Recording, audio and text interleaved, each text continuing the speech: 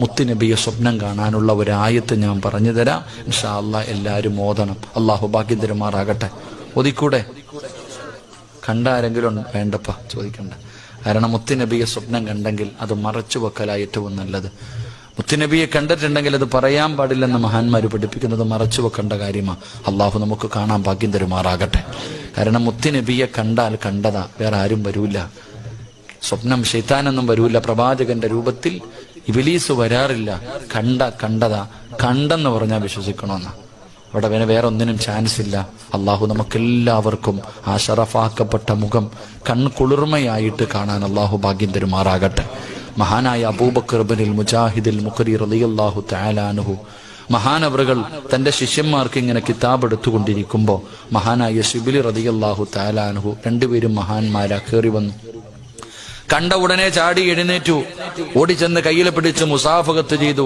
ശിബിലി തങ്ങളെ കൊണ്ടുവന്നിരുത്തി ഭക്ഷണം കൊടുത്തു, ഖിദ്മത്ത് ചെയ്തു. അള്ളാഹുവെ വളരെ സന്തോഷത്തോടുകൂടി യാത്രയാക്കി.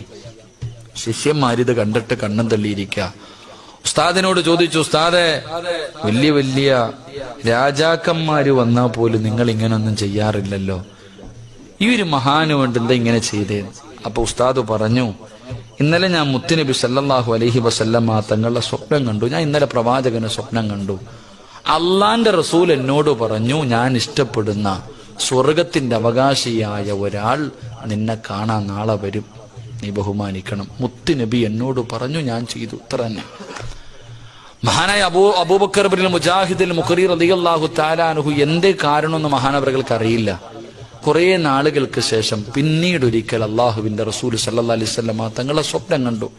അപ്പൊ ചോദിച്ചു, നബിയെ, ശിബിലി തങ്ങൾക്ക് ഇത്രയും സ്ഥാനം കിട്ടാൻ, അങ്ങ് സ്നേഹിക്കുന്നു സ്വർഗത്തിന്റെ അവകാശി അള്ളാഹുവെ, അത്രയ്ക്കും വലിയ സ്ഥാനം കിട്ടാൻ കാരണം എന്താന്ന് വെച്ചു. അപ്പൊ പറഞ്ഞു, 80 കൊല്ലമായിട്ട് 5 വഖത്ത് നിസ്കാരം കഴിയുമ്പോഴും പരിശുദ്ധമായ ഖുർആനിലെ ഒരായത്തോതും അതിന്റെ മഹത്വമാണെന്ന് ആദരവായ പ്രവാചകൻ നബി മുഹമ്മദ് മുസ്തഫ.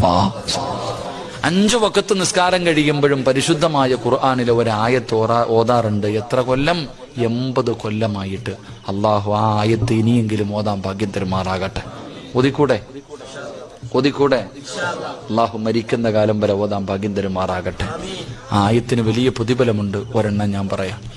എന്റെ പ്രിയമുള്ള സഹോദരങ്ങളെ, അള്ളാഹുവിന്റെ പരിശുദ്ധമായ ഖുർആനിൽ ബിസ്മി ഇല്ലാത്ത ഒരു സൂറത്തുണ്ട്. ഏത് സൂറത്താ?